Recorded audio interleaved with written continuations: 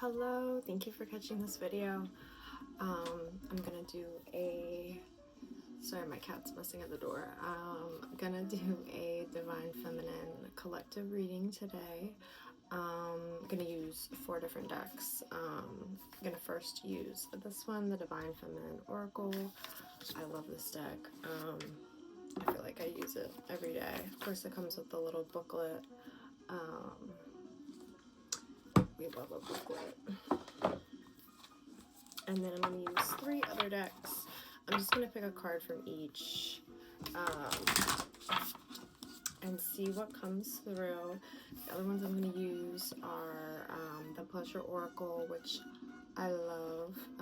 It won't really focus, but it's fine.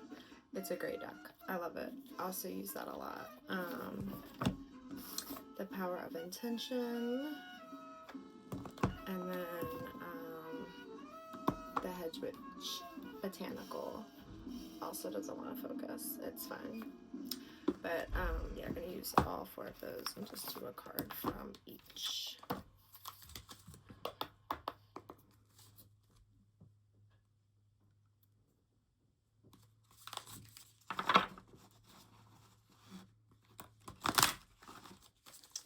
Alright, Spirit. Guys, a card for the Divine Feminine Collective for today. A card for the Divine Collective today.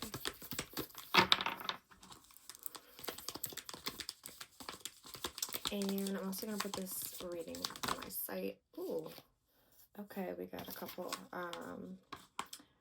But what I was saying is I'm going to upload this to purchase if you want a Divine Feminine reading. I'm going to use all 4 decks again, pick a card from each, so it's a 4 card pull. But that'll be up like later this weekend depending on when I upload this video. But we had quite a few come through. I said I was going to pick 1, but 3 came out. So we have Teresa of Avila. I don't know if I'm saying that right. I'm going to read each one. Not like the whole thing, but most of it, and just kind of get the vibe for each one. Marguerite Poretti. I don't think I'm... Let's see if I'm saying these right. And then Joan of Arc. So, in general, the Mother Mary, Lady of Guadalupe, all of those have been coming through really heavy for me, and I think for the collective it seems like at large. So some of these cards have been coming up in general for me kind of over the past few weeks, and at the bottom of the deck is the Divine Mother, Sarati Devi. So I'm gonna just kind of go over each one from the booklet and then see what there is to take there, but I'll try and make it as quick as possible since this was just supposed to be 1 card. But Joan of Arc, it says the Warrior of Light. I have still like faith in myself. The angels armor me with conviction. And if you know who Joan of Arc is, she represents the power that we all possess when we're aligned with our calling. She's a legendary heroine in France for her role in the 100 Years' War. If you don't know about her, go and look that up. She was a badass, but Archangel Michael visited her, and she had a vision of Archangel Michael, and so she dressed in men's armor and led several campaigns against the English and became a symbol of hope. When your soul selects her card, let's see,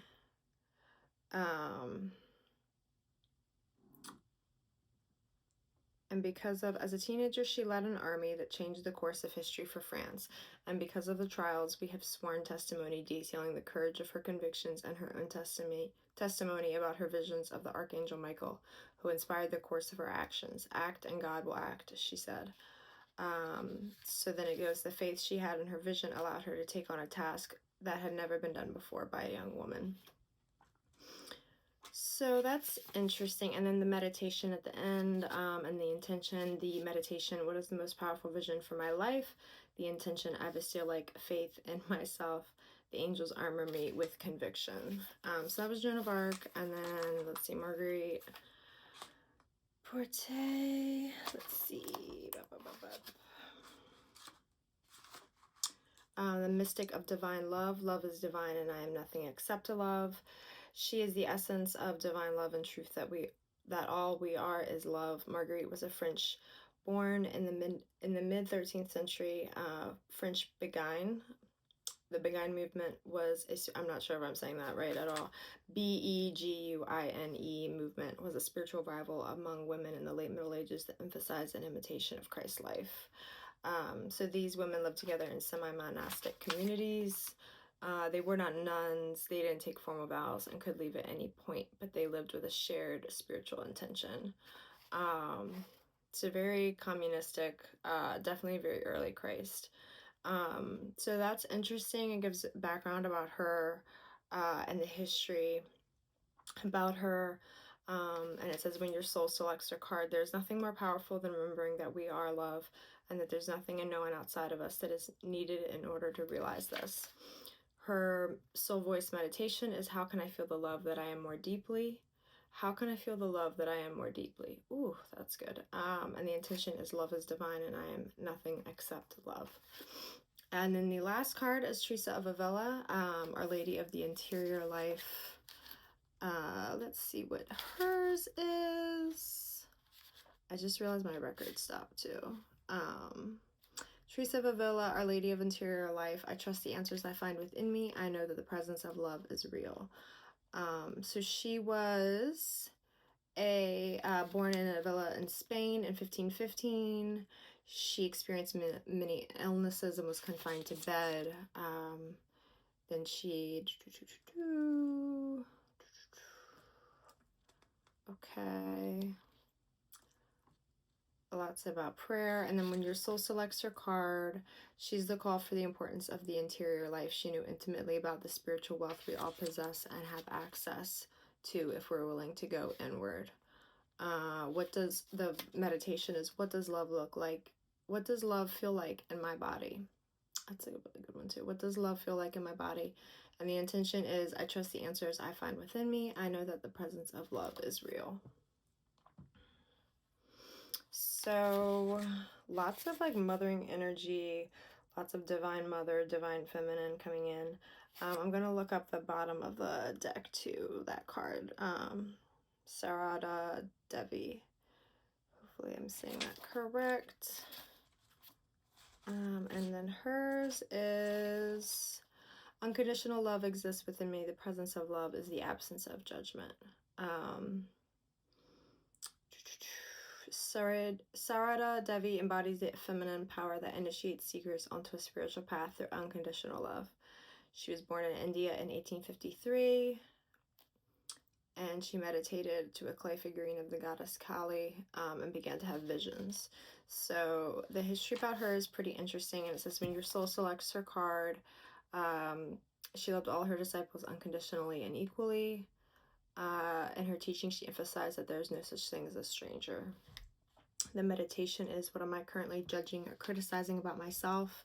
The intention is, unconditional love exists within me. The presence of love is the absence of judgment. So lots of love, lots of courage, lots of hope and prayer. Lots of creation energy is coming through. Lots of very heavily like divine feminine empress energy, which we love. We love that. So that was the Divine Feminine Oracle. How nice. I love those meditations. They're so nice to come back to. Alright, so now I'm going to do the Pleasure Oracle.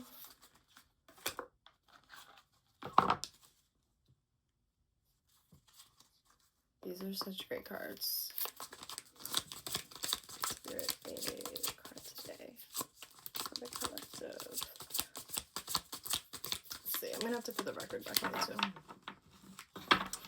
And it, for those wondering, it's the Miles Davis's Greatest Hits. Miles Davis's Greatest Hits record. Okay. The power of no. A person who values themselves as much as anyone else, who knows their innate worth, is a person with a sovereign sense of boundaries. Their moral compass points in all directions. They don't cross another person's boundary, and they don't tolerate theirs being crossed. This is no easy thing for those of us trained to be okay with being stepped on. Action. What are your romantic non-negotiables? What are your sensual no-nos? Your communication must-haves? Write an exhaustive list. Don't stop exploring until you know exactly what you will and won't tolerate when it comes to boundaries. Dig them up like precious stones, then hold them dear. Don't let anyone swipe them. And I feel like that goes along with the cards that we just pulled, really, especially the Joan of Arc and just that, like, that wall, you know? No. And at the bottom of the deck is a card. It says erotic visions. I was like looking at the bottom of the deck. It's compulsive. So the question is or how it starts. Are you holding the vision? Are you holding the vision of exactly how you want to feel? Which is like yes, kind of. So it's interesting how we have no and yes.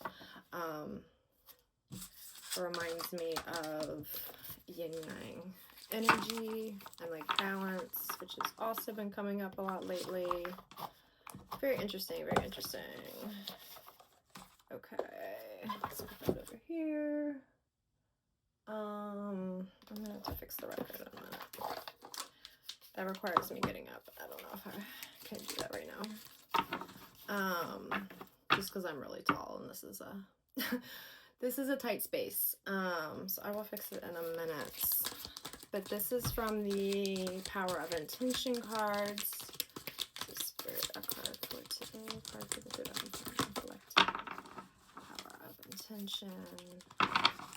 Spirits. It's just the Divine Feminine.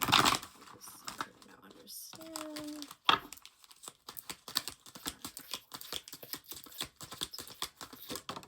Okay. Monitor your inner dialogue. Recognize that what you think about expands. Monitor your inner dialogue and match your thoughts to what you want and what you intend to create. Again, heavily with that like creator, void, divine feminine energy and prayer, hope, focusing on those things and what you're creating instead of what other people are doing. And then the last card, the last one is the Head Witch's Field Guide. All right, one card from this deck as well.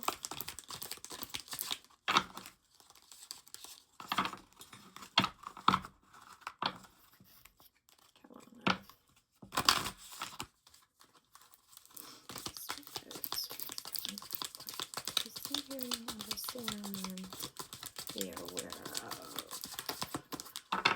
today.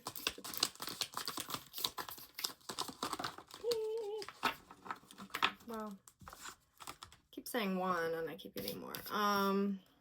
Golden Poppy and Indigo.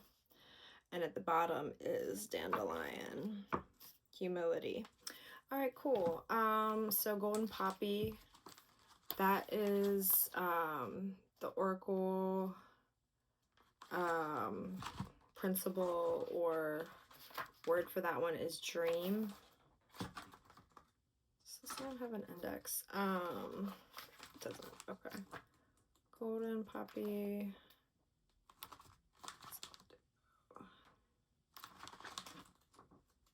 There we go. All right. Golden Poppy, dream. The poppy family of flowers is a large group of flowering plants that include many ornamentals as well as infamous opium-producing poppies. It can be used medicinally as well as the pollen cosmetically, used as a herbal remedy having a sedative effect. That's where that dream comes in.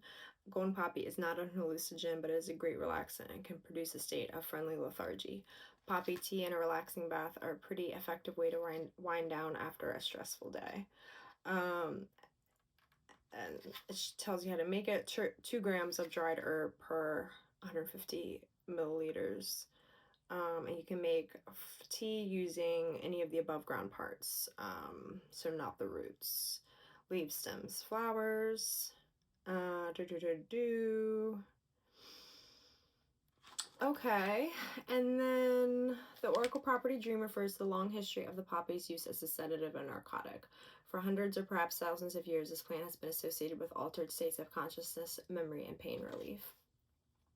In a tarot context, one might relate this flower to the moon card, which speaks of dream states, exploring the subconscious and finding ways through illusions. The Seven of Cups as well. When I see the word dream in the oracle context, I most often interpret it in a very positive way. Like everything, dreaming is about balance. There's that word again, balance. Let your imagination soar, but remember that we must not dream our way too far from the real world. After all, someone needs to feed the cat. And then it's funny because then at the bottom of the deck is the word humility and dandelion, which I really associate with I don't know, dandelion root tea. It's very very earthy. It really helps detoxify the body, detoxify the kidneys. So that's interesting that it kind of goes along with that. And then indigo, which is enhance. All right. The beautiful but toxic plant is native to much of the northern hemisphere. Okay, I had to get a little bit more comfortable. There we go. And so that's interesting too, because both are not both are toxic, but both are kind of associated with that like poison path. Both of these, and also like bright, which really reminds me of like spring, and even these colors that I'm using are like very bright, so also really connecting to that sacral, and again creating what you are dreaming, while also staying grounded. So indigo, enhance. This beautiful but toxic plant is native to much of the northern hemisphere, and it's been introduced well but beyond its natural range. You can pretty much find it growing anywhere, the borders of woods, along streams, or in open meadows. And of course, it was used for centuries for a variety of purposes, most commonly used as a blue dye. The roots can be made into teas. It's purgative or to treat toothaches and nausea, though it is reportedly also causes nausea, so perhaps it is best used in non-digestible ways. Goes along talking about what it's good for, and talks about we're often inclined to discard or reject things that are less exciting or remarkable than we would like. Even when judging ourselves, we tend to only value what is the most special, often ignoring the solid, steadfast characteristics that make us functional and of value in our communities. Shifting your perspective or routine can bring new life into relationships, situations, and thought patterns. Before discarding something, try changing the way you think about it. Simple changes can make a world of difference. Dreaming. Simple changes can make a world of difference when you are in a funk or feeling creatively blocked. Maybe that means a new coat of paint or out of an ordinary date night, or something as simple as tidying up and setting out a vase of flowers. And again, that also like reminds me of like spring and like change, and just like going for a walk, or picking flowers while you're out on the walk, or just living life, which we sometimes forget to do, especially in winter, but we always have to remember that spring is coming, and to keep dreaming, and to put those dreams into reality by acting on them. So I hope you enjoyed this little reading. Turned out a little longer than I anticipated, but that's okay. Thanks for tuning in. I really appreciate it. And like I said, I'll be putting up a Divine Feminine Oracle reading on Calendly on the schedule, probably this weekend. So be on the lookout for that. And it'll be a 4-card pull from 4 different decks. Maybe you'll get some more cards. Depends what pops out. Have a good week, and I'll see you next time.